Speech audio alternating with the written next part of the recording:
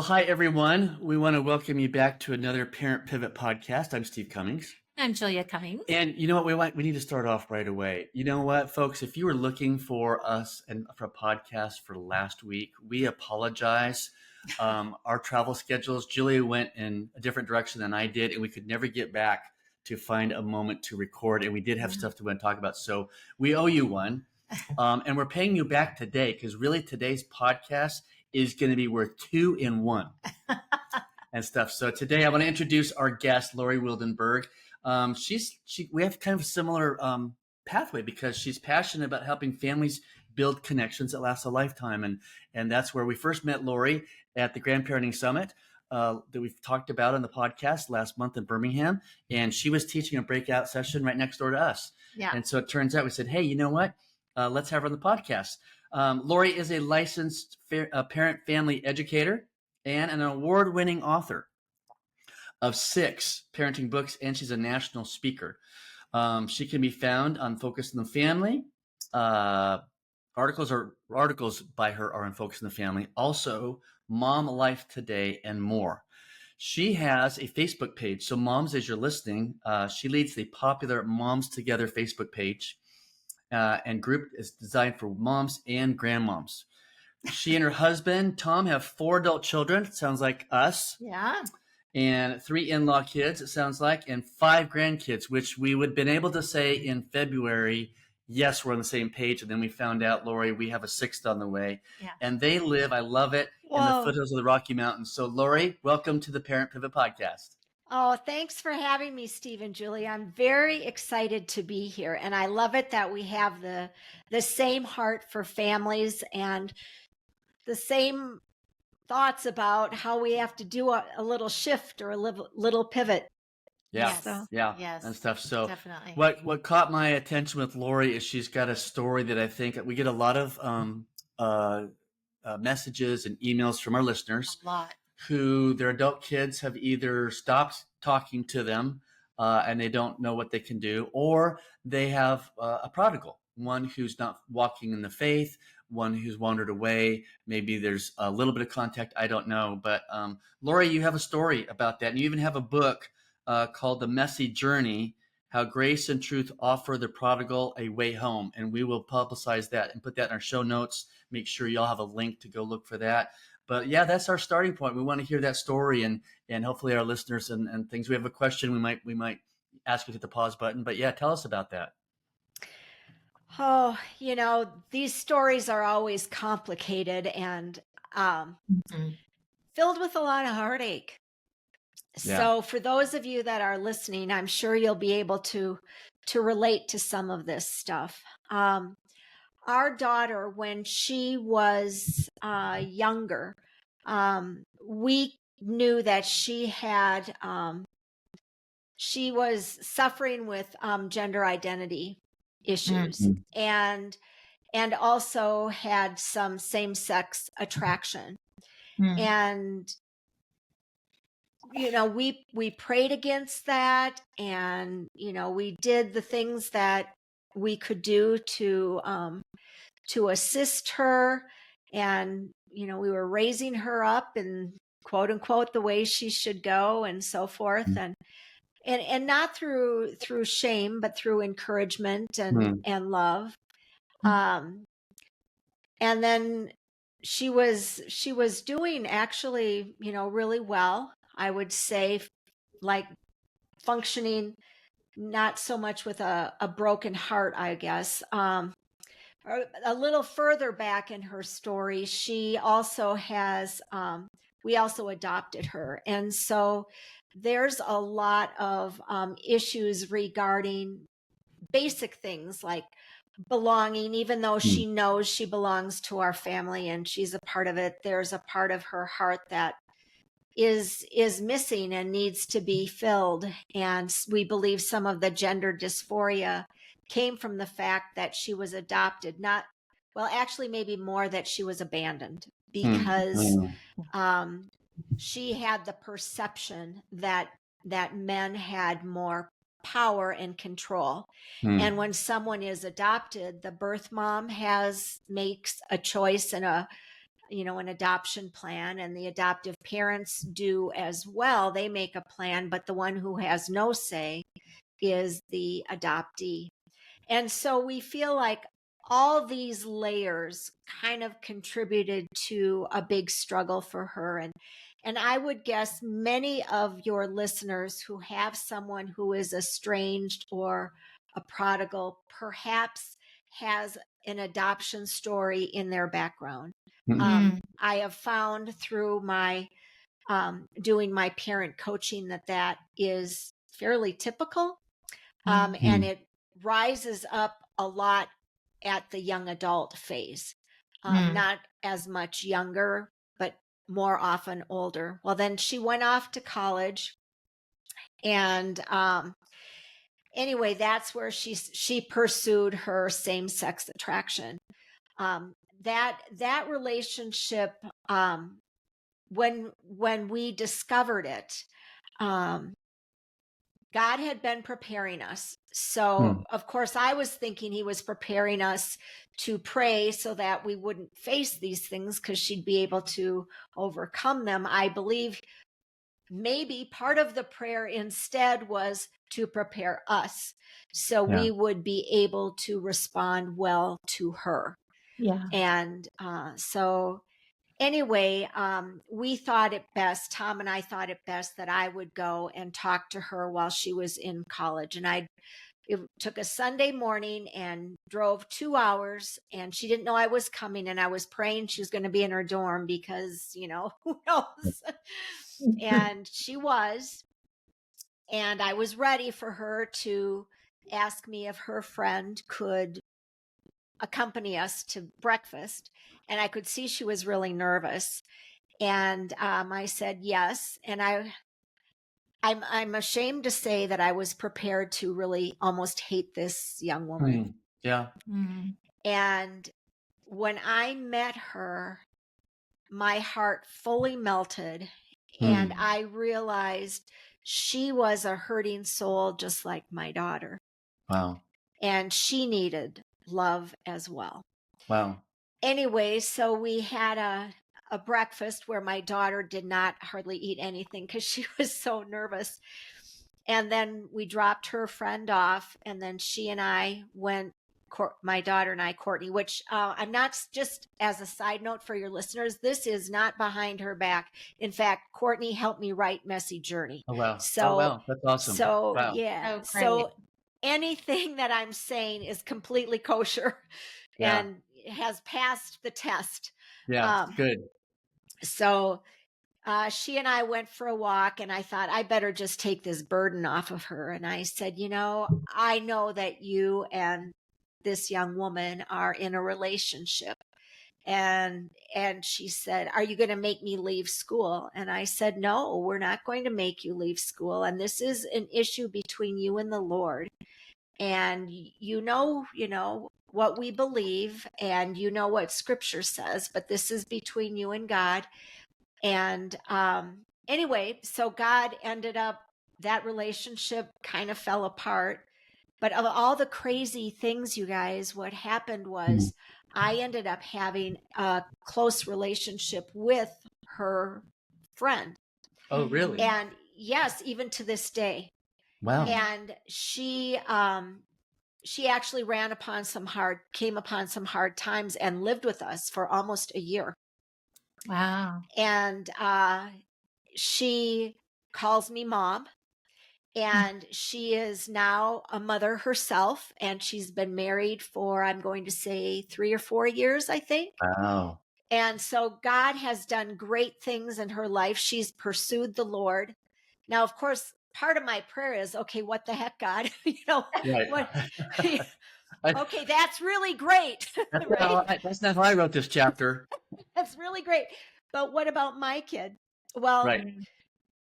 In the process, what God has shown me, and I have a couple other stories if we have time, but it really isn't. Sometimes we think the sin that jumps out at us, the drug addiction or alcoholism or, whatever the sin might be, any immorality, Mhm. We Mhm. tend to focus on that. And honestly, that's not the issue. That Right. is a symptom of the issue. Yep. And Absolutely. the issue is having a relationship with the Lord and having a whole heart. Yeah. And that's the core.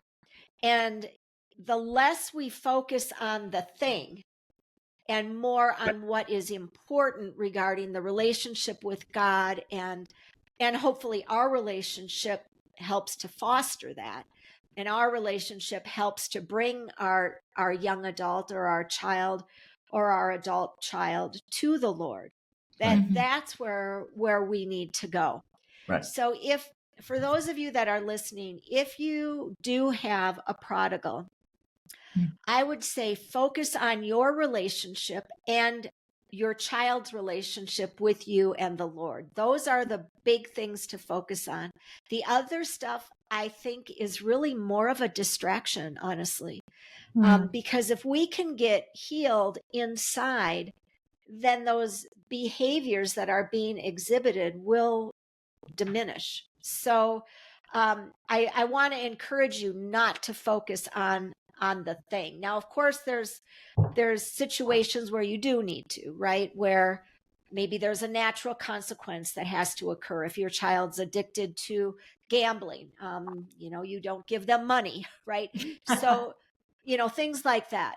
But ultimately, the biggest issue is the relationship with the Lord, and how can we be the best parent we can be for our child who's experiencing these struggles. Yep. Yep. Yeah, that's actually, I mean, I couldn't agree with you more about the whole part of relationship. Lori, so I'm imagining, I'm imagining a parent sitting out there going, hey, this sounds like a great success story. And it is. But my child is not walking with the Lord. Talk to that parent. It's like, what kind of encouragement can we be to them when that prodigal is just not, I don't tell me about your God, I don't want to hear about it, but you still want relationship. Yeah. So first I want to just clarify something. We have great successes in our relationship and with our daughter's relationship with the Lord, but there are still many prodigal struggles that even to this day we may face and are facing. So the struggle is still occurring. But as far as the rejection of faith, and we hear a lot about faith deconstruction, Right. and that really that's becoming a real problem. Yes. In fact, I've been working on a book for grandparents, and you guys will like the title that the publisher has given it. It's called Grandparents Make Grand Partners, like your parent partners. There you go. Yeah. And I've interviewed so many families in the situation where, their adult child is walking away from faith. So there are some where the adult child is walking away from faith, yet the parents still have a wonderful relationship. And we'll start there. So and then we can move into the little more extremes. But what I've discovered with the ones that have a really great and solid relationship with their child, who is adult child, who probably has kids, so has walked away from the faith, is that the parents of the adult child or the grandparents, I don't want to get it confused here. Right. Yeah. They are respectful. They're respectful of their adult child's decisions and choices. Now, what could occur sometimes, the adult children are saying, well, I don't want you to talk about God. Okay. Well, or their adult child might say, I don't want you to pray with my kids. So I think the best thing to do is to demonstrate Jesus. And there are subtle things like maybe you've got a Bible in your car, or things in your own home that represent faith and those sort of things, or even just sharing small stuff if it doesn't upset your adult child, like, oh wow, what a beautiful day God gave us today. Just something that's your normal personality. Right. You would say that, you would say it regardless of whether someone's a believer or not. And not to be manipulative or contrived, but just who you are. Yeah. Because many of those adult children are not adverse to that. They're okay with that. What they don't want is, I don't know, pontificating or lectures, those sort of things that they're opposed to. Preaching, they don't want. Yeah. But typically those sort of things are okay. And but I think respecting their boundaries and also being who you are, I think is something that's very helpful. And we don't always realize how important prayer is, because it feels like we're not doing anything. Right. But we're doing the best thing we can do, is to pray. Yeah. And so, and that leads me to another story, but I don't think I've fully answered your question about that. Should I get into the story and then we can go to? Yeah. Okay. Yeah, we're here to listen. Yeah. So Okay. you can tell us. Stories are always helpful because people can identify. I've spent 16 years in radio, and stories are what engage the heart. So we're ready for more stories. Well, it actually overlaps your question. So this might even actually answer the question. So after the one relationship that my daughter had in college dissipated, she ended up getting into another relationship. And this relationship was very toxic, very scary. We were afraid for her safety. And because it was so controlling and abusive, her partner did everything she could to keep our daughter from us. And there were times we didn't even know where Courtney was. We had no idea. And it was very scary, but we knew where she worked. And she was a cashier at the time. And I would pray, Lord, is today the day? Because I think there are times when the Lord wants us to pursue, like Jesus, the shepherd going after the lost sheep. There are times to pursue, and there are times to be like the father of the prodigal son, where you actively wait. Okay. Well, because I always wanted to have action. I want to do something. I want to fix this right now, darn it. Waiting is not our strong point. No. So for me, I needed to hear that I absolutely should go to her place of work. And I felt quite compelled to go to her place of work. And I went there, and she was kind of, I have to say, a captive audience, because she was in the cash register. There you go. So she couldn't leave. And I just told her that we miss her. We love her. She's always able to come home no matter what. And even though she didn't respond all that well, I mean, she just said, Mom, I'm working. Can't have this conversation right now. Yeah. Mom, I'm working. But the message was clear, and she needed to hear that. So those of you who have prodigals, who have, maybe they're in a situation like my daughter was, in an abusive relationship, you are always welcome to come home. We always love you. We want to be in your life, to continue to say that. And then there was one time where I had put out a blog about, I think it was 10 signs of a toxic relationship or abusive relationship. And of course, it was motivated by Courtney being in one of those relationships. I'd have to look up the title, but it's something like that. Well, it got quite a few hits when it first came out.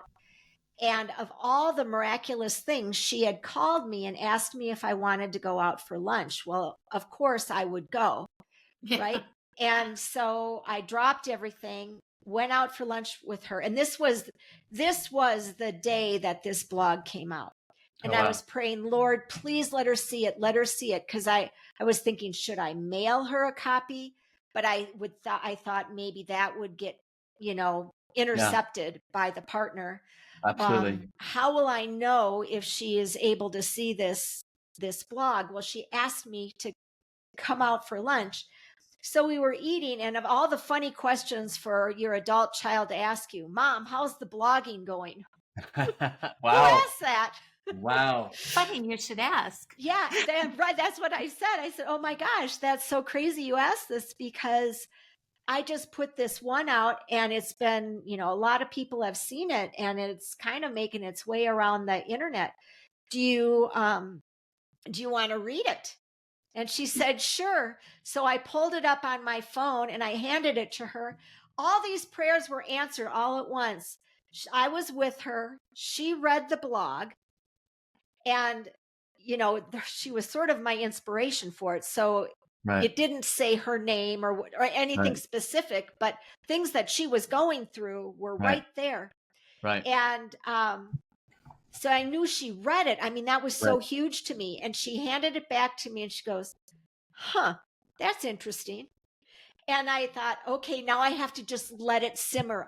I wanted to say more. I wanted to say, now, don't you see how this, and that, but Yeah. God shut my big mouth, which is good. He put a guard over it. Yeah. Can I interrupt you for a minute? Because Yeah. a couple of things that you keep touching on that are so important that we drive home all the time. You were not impulsive with anything. Right. I was going to say the same thing. Yeah. You were prayerful. Even when you used the word, I was compelled to go see her, it was being compelled by the Holy Spirit. It was being compelled by God to get you there that particular day at that particular moment for whatever reason. And it's just so key for people to hear that you were thoughtful, prayerful, that you waited and listened. Yeah. And I just think that that's so important to point out, because somebody listening to you might go, well, she did it. Yeah. She did this. So all these things will work out the same that happened for Lori. Boom, boom, boom, boom, boom. Yeah. In fact, I was going to say the same thing. We wanted to give her credit for that because I can tell her spirit, which was what was leading that, saying, no, I can't overreact here. I know this is what I want to do, but I need to wait on the spirit. And the way you even mentioned it to her about that was like, you kind of just, you put it on her plate. Like, would you like to read it and things like that? So yeah, that's totally, yeah, you're exactly right. Cause I'm just thinking there's too many of us like going, oh, yeehaw. I listened to this podcast. I just got my green light to just kind of get on and just boom, here we go. And us type A personalities still have to slow down and listen to the Holy Spirit. Yes. And I want to say too, that if you are a parent of an adult child in this situation and you are not a believer yourself, this does not mean that you cannot talk to God. And I really want to emphasize that you still can wait, you still can listen. And I do believe that God will answer you if you are truly seeking him, even if you don't consider yourself a believer. And so I just want people to hold on to that. This podcast is not just for believers, it's for anyone in this life stage and anyone with these issues. So I appreciate all of that. Anyway. I'm so glad you guys clarified that, because it is true. And it's really hard to wait on the Lord. Yes. I'm going to put two hands up on that one. It can be anguishing, honestly. But you're right. I was very intentional about when I would go and what I would say. Yeah. And I also learned from a friend of mine, and this is probably something that you guys would say for sure, but this was something that I learned from a therapist friend of mine. And I had called her up and was telling her about how controlling this particular person was. And I said, I'm so upset. And I just, I wanted to try to point this out to my daughter. And she said, well, maybe you don't want to do that. She, because that's going to put a barrier between you and your adult child, and she will line up with her partner. Yeah. What you want to do instead is say, I'm surprised you've given up so much of your power. And it's like, whoa. Yeah. Whoa, what great advice. And so I did say that a couple of times, and I would hear this sort of pregnant pause. It was, some silence, and Yeah. that I would just leave it at that, because that's very different than blaming somebody else for being controlled. Right. And what I hear you doing is, rather than just come out and steamroller right over here because you see it for what it is, she's not going to let it sink in until she can realize it. So you're basically saying, I've noticed a change in you, and this is kind of what I've seen. I'm curious to know, on any of these stories, what part your husband plays in the background with you, because the conversations you're having. Has he been some tough? Because I'm sitting there, I'm the one that's wanting to charge ahead, and Julie's like, going, no, you can't send that text. And so I'm like, okay, erase. I'm just curious, so our listeners out there can go, hey, it takes mom and dad are involved in this, because everything's been about you going and visiting Courtney. Yeah, and there are, oh my gosh, poor Tom. Because, dads want to protect and solve, right? Of course we do. And he was going through so much agony and anguish as well. And it was so hard for him. Yeah. So the college thing, we had talked about both of us going together, but he thought that would be too overwhelming, too much. And that it would be better received, because I had been having these conversations with Courtney. Yeah. He would have different conversations with her Yeah. about things, but when it came to the specifics of friendships and sexuality, it was a little more me, because it was more comfortable for her. Gotcha. Yeah, that makes sense. But everything that happened, these decisions were all discussed together. Right. And there was poor guy. So there was a time where she actually showed up for Easter with this toxic partner. And we were so grateful to God that she came. And it was just so awful, because when they left, they got in the car to leave, and they came back, and Courtney got out of the car and she said, Dad, we don't have enough money for gas to get back home. And this is going to hit a father right where he lives, right? Oh, yeah.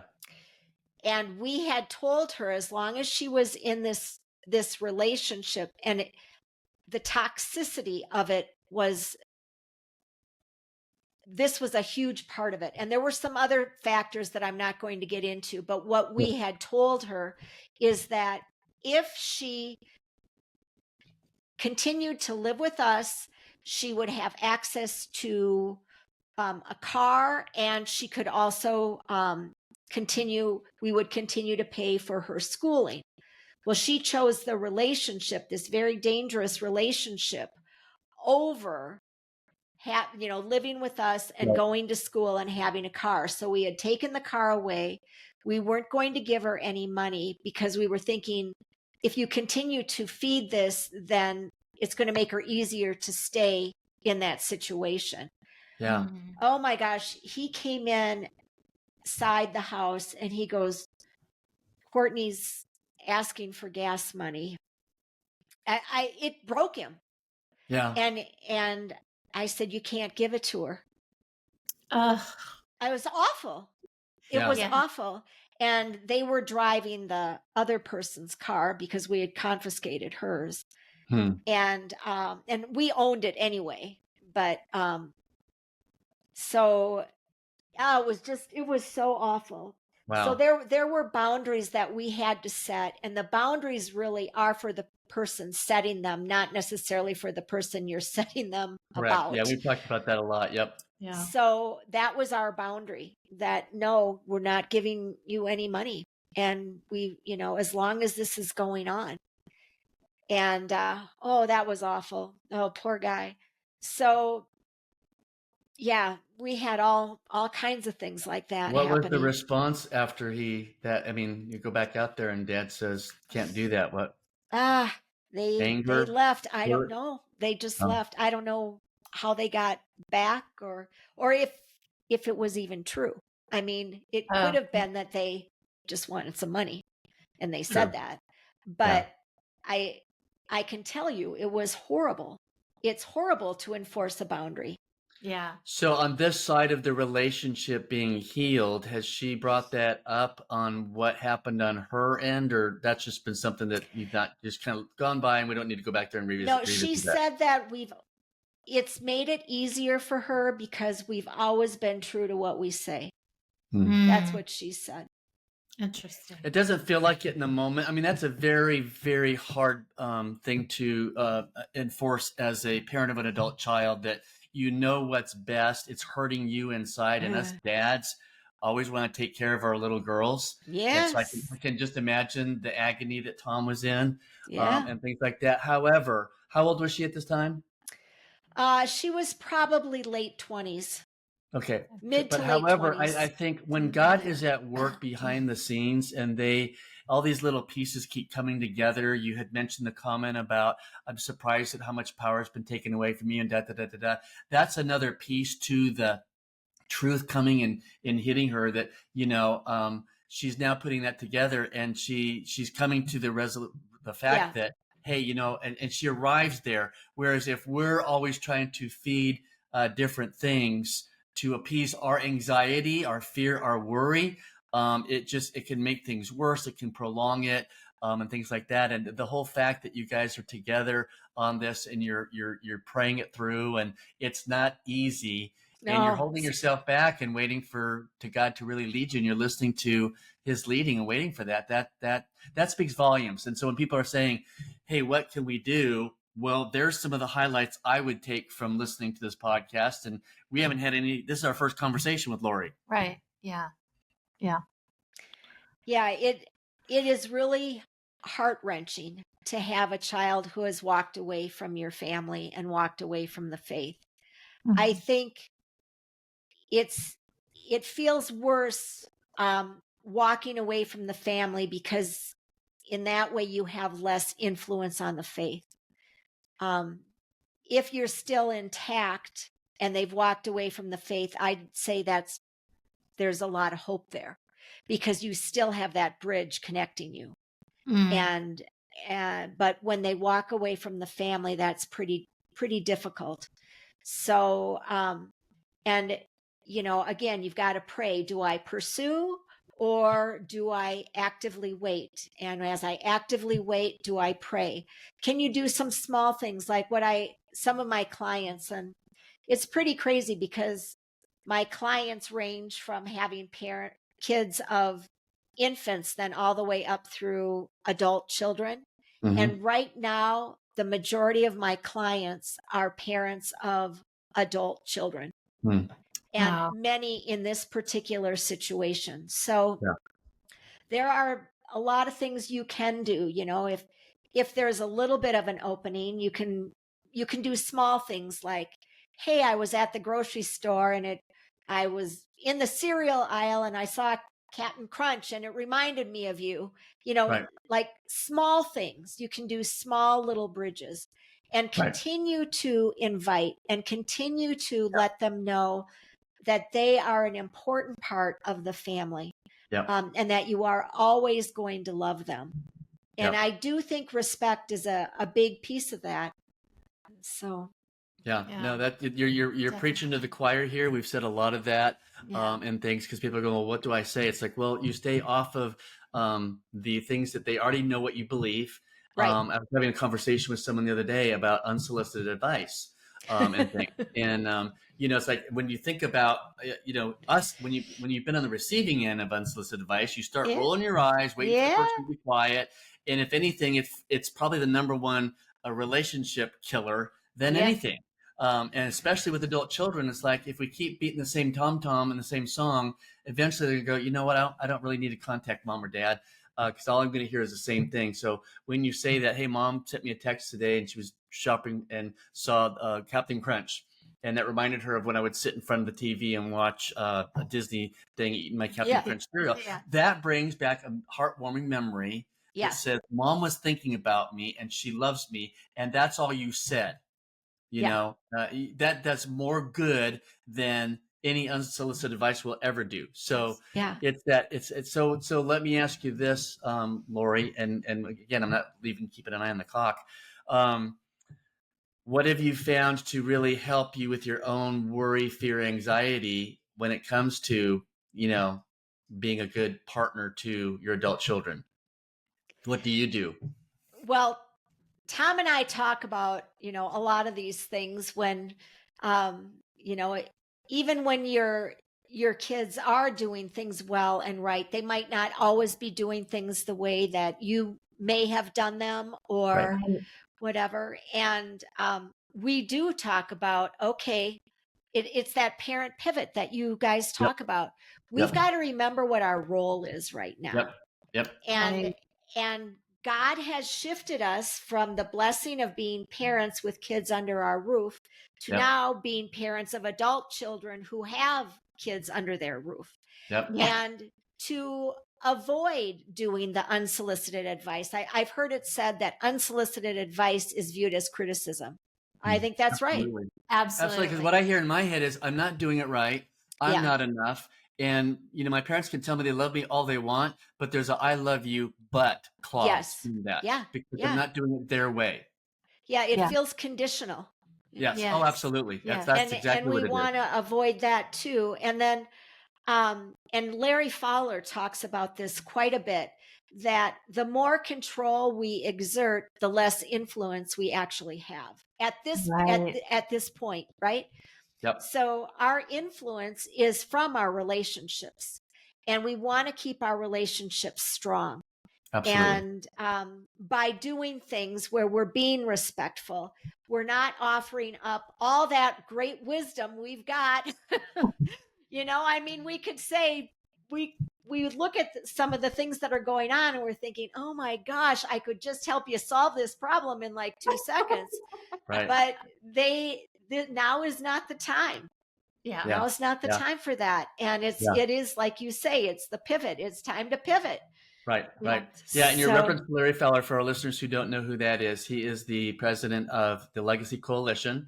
So I'll put that link down there too. That's where we met Lori. And if you're a grandparent and you're looking for resources and Grand Monday nights, is that what they call it? Yeah, I get to guest host occasionally for that. So that's pretty fun. And we're signed up for one coming up later on in the year. October. Oh, nice. October. Yeah. Okay. So we'll publicize about that when we get there. But anyway, check that out. If you're a grandparent, go to legacycoalition.com and check that out and stuff. So great resources there. I want to give a little shout out here for Lori. So Lori, if someone was going, I really would like to be a client of Lori's, would they go to LoriWildenberg.com? Yes. Okay. So Wildenberg is spelled WILDENBERG. Lori Wildenberg, LORI.com. She's also on Facebook under her name of Lori Wildenberg, and she's got a Moms Together Facebook group page, right? Anybody can join that, and just whether you're a mom or a mom or a grandmom, you can join. So that pretty much covers it. That does. And things. And her Instagram is also Lori Wildenberg, and so is YouTube. So really, it's kind of like with us with Parent Pivot Podcast. We're the same thing everywhere and things. And she's written the book, Messy Journey, How Grace and Truth Offer the Prodigal a Way Home. We're going to put a link to that here, and it's for sale at Amazon. And you've also got another book about some messy life. Tell us about that book. Yeah, The Messy Life of Parenting, Powerful and Practical Ways to Strengthen Family Connections. Okay. And it's all about interdependency. We, as having this Western mindset, we tend to raise kids and really value independence. Right. But I think what we mean to value is responsibility. Yes. And we get that confused. Interdependence, not enabling, not codependent, but interdependent, where you kind of an all for one and one for all sort of an attitude, where you can rely on one another. And that book is all about how to have healthy relationships.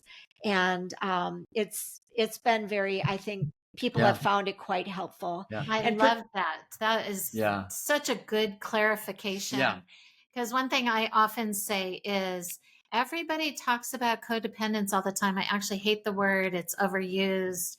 And it makes a lot of families who are interdependent feel like they're doing something wrong. yeah, And I'm forever saying, 95% of the world Right. lives Generationally. yeah, And Yes. multi-generations. we've done Yes. podcasts on that subject. And so to think that we've got it right in the Western society is just cuckoo. So, Yeah. there needs to be a balance of all of that. And there's something to be learned from the older generations. And I think children who know where they came from are more grounded when they have relationship with multiple generations. They see the big picture. They see where they came from. It gives them a foundation. Yeah. Even adopted children. My Yes. brother has 6 adopted children. I have another brother with 2. We have 3. We have a lot of adoption in our family. And I look at that and I'm like, the healthiest ones are the ones still that know where they came from. Yeah. That see their family of origin and have the family that they were raised in, and they have a greater understanding of both. Yeah, Yeah, and the 2 that's thoughts good. I have in that subject, one is, so parents, if you're like hearing us cheering you on in this area, you are still required to pivot. Interdependence does not mean that you don't have to pivot. That's not the way out, because even if you're living on the same property or even in the same dwelling, we still pivot. And here's a quick story on that subject that you mentioned, Lori. So when I go back to New York, because the ministry I work for is headquartered in New York, I will always take a Lyft from the airport to my hotel. And I love having conversations with my drivers because more often than not, they are from another part of the world. I'm not getting the New York drivers. I'm getting folks from Africa and all sorts of places. And I remember I'll ask them, hey, where are you from? And they'll say, I'm from Pakistan, or I'm from this country in Africa. And I'll ask them and say, well, where do you live? And it's like, well, they can't afford to live in Manhattan because it's so dadgum expensive. They say, I live in Queens. I said, oh, you live with your family? Well, I live with my in-laws and, da, da, da, da, da. And so I said, so tell me about that, and he says, my father-in-law treats me like I'm one of his sons. Nice. And, they all have jobs and they bring the money home and it pays for the rent and whatever else.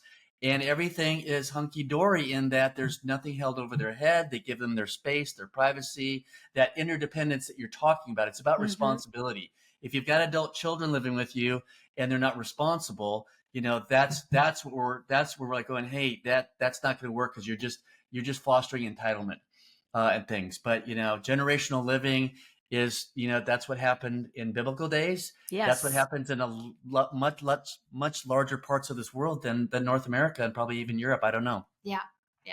I love that. So we're going to promote both of your books on there, the one we've talked about today, plus that one. And then your one coming out in November, Grandparents Make Grand Partners. I love that. That's what we're trying to be. So maybe we'll have to get like a little, I don't know, patch or something.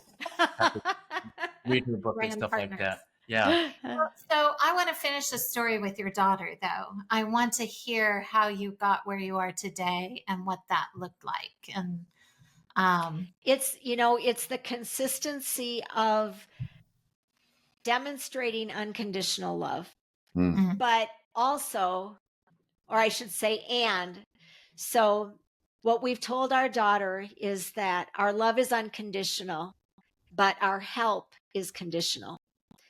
So, because we want to reinforce the responsibility aspect of that. And she is currently living with us. And that's been a beautiful thing that God has done. And I'm very thankful that she is here with us.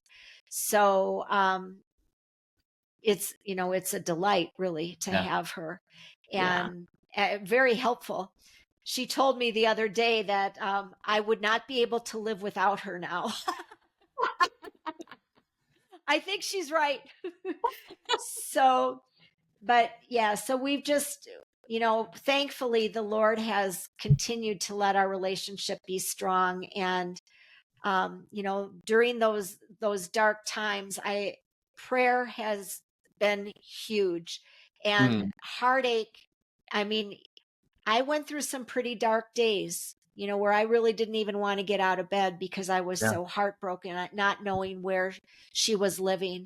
Yeah. And those were really hard times.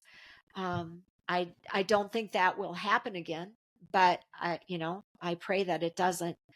Yeah. So yeah, we're all doing well, and our family is thankfully, strong. And maybe I should come back and we can have another conversation, but we've had a few other things go on. But as far as like she knows she loves the Lord, and she is pursuing her relationship with the Lord, and we're very thankful for that. That's awesome. For those of your listeners, I really believe that Messy Journey, How Grace and Truth Offer the Prodigal a Way Home, is really a helpful book. Because so often we tend to lean on one side or the other. We give all grace and then no truth, or we give all truth and no grace. And neither one is good. You have to walk that tightrope 100% of both. And that's where you need to be. And I can tell you it's one of the hardest places to be, because it's not as clear cut. And you do have to continually be praying. So how God answered me and my prayers in our situation may not be the same way that he's going to answer somebody else's prayers. Right. There's no magic pill, no magic formula. Yeah. And the thing that's different is the relationships and the people involved. Well, God knows all that. Right. And so he will direct you. Okay, today's a grace day. Today is a truth day. This moment is a truth moment. And in about 5 minutes, truth is done. I mean, you have to be paying attention. Let me ask you this. You and Tom seem to have, clung to each other during this. Is there, because we will tell our podcast listeners and our YouTube watchers, by the way, if you're watching YouTube, that book over on Lori's shoulder there on the upper right-hand corner, that's the book we're talking about. Where was I going with that? Oh, support groups. Did you have a group of girlfriends that at least gave you the space to just be yourself and barf all over the place? And not that you're looking for advice or counsel, but you drew some strength from that? Oh my gosh, that's a great question. Oh, that's such a great question. Because, I could go on and on about this when I was going through that. Right. It was so painful for Tom because he could not solve it. To hear my emotions go up and down, right?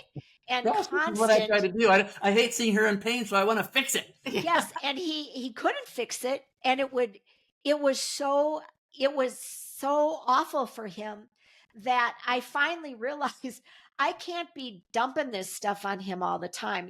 He wants my Cliff Notes.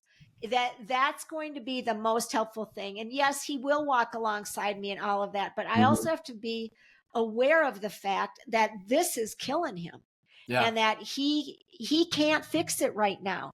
So for women to have a group of girlfriends to talk with that are safe, that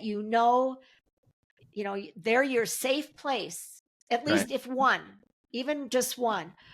Or a support group can be helpful as well. And I know here in Denver, there's a spot called Where Grace Abounds, and we found a lot of help there. And we also found a lot of help with our friends. Now, Tom wanted to get together with his friends as well, but he didn't want to get together to talk about this stuff. He wanted to get together to let's go fishing, let's play golf, let's do something that's a distraction. Brings me life. Yes, let's do that. So I think for us women, we kind of like to look at everything from every little angle and dissect it. And I would take a breath and Tom would change the subject. And I think, well, I'm not done yet. And he's like, well, you stop talking. I was like, I'm just breathing. That's because we thought you shut the box, to all the different things we put in boxes, and you were still continuing with your spaghetti string. Yes, 100%. So I think it's really helpful for both to have, have friends and that support system, because you need different support. Yeah. Amen. Amen. Yeah. Everything else you wanted to ask? No, I just, the story is great. I can't wait to read the book. I haven't read the book, so I really want to read all your books. Yeah. So yeah. Well, again, we're going to plug this. Again, go to LoriWildenberg.com. Again, we're going to put it in our show notes. We'll have all the links there. Same thing for all of her social media. And then we'll put a link to both of those books. Pretty much go to Amazon and type your name in. I think all your books will come up, because she's got plenty more and things. Yeah. So you have been a pleasure to have on our podcast. We're so glad that we met you at the Grandparenting Summit. I have a feeling we're going to see each other again sometime soon, and maybe we'll have a different subject that we'll talk about, or something else come about. In fact, Julie and I just published our own. It's a smaller book. We're not best-selling authors like you are, but we did. We almost had it available at the Grandparenting Summit, but we'll put a link into that too, is for our book. It's actually more of a journal. It's a journal. It's a journal. We just have 2 paragraphs talking about 13 different subjects on how to have some healthy principles that will better help your relationship with your adult child, and some scripture verses, ask some questions. So we're just starting down this road of writing books. So what's the title, Steve? What's the title? The title is it's just called The Parent Pivot. So if you go to Amazon and type in Parent Pivot with the subtitle 13. Yes. Oh, 13. Yeah. Oh my gosh. Now I'm gonna have to go to Amazon and type in our own thing, and let me see. I know. Isn't that funny? Those darn subtitles. Sitting around here. Yeah, it's in the other room. Let's see. The Parent Pivot. We're going on Amazon right now, right even as we are recording. There it is. Parent Pivot Podcast. Come on, Steve. 13 principles. No, that's not even right. 13 principles for building stronger relationships with your adult children. Oh, that sounds so good. Yeah. So that's where we're at. I mean, again, we just decided, hey, what, and these are things we've talked about on our podcast. We just said, hey, if we were to hand somebody something, here's some things that you can start working on. Yeah. Some skills, some gifts, some things. And pretty much we've already alluded to a lot of them here, whether we've said it or not, but we just decided, let's list those out. It's kind of it has prompts. It's got a Bible verse and some prompts to get you to think about you personally, why you do the things you do, how you could nurture your relationship with your adult child, and just some questions to get people to think. And to That's so good, because we all have these maybe habits, perhaps, or routines that we've been so used to. Oh yeah. And now we have to do I call it a shift, but a pivot. Now you've got to pivot. Right. And it's really good to be aware of that. Yes. Because it's hard to shift gears. It's tough. Yes. So that sounds phenomenal. I wrote it down. I'm going to be getting it. Well, we appreciate that. We have appreciated having you on the podcast, and let's get together again sometime. And you've been a delight to have. Thank you so much for joining us. Thank you for having me so much.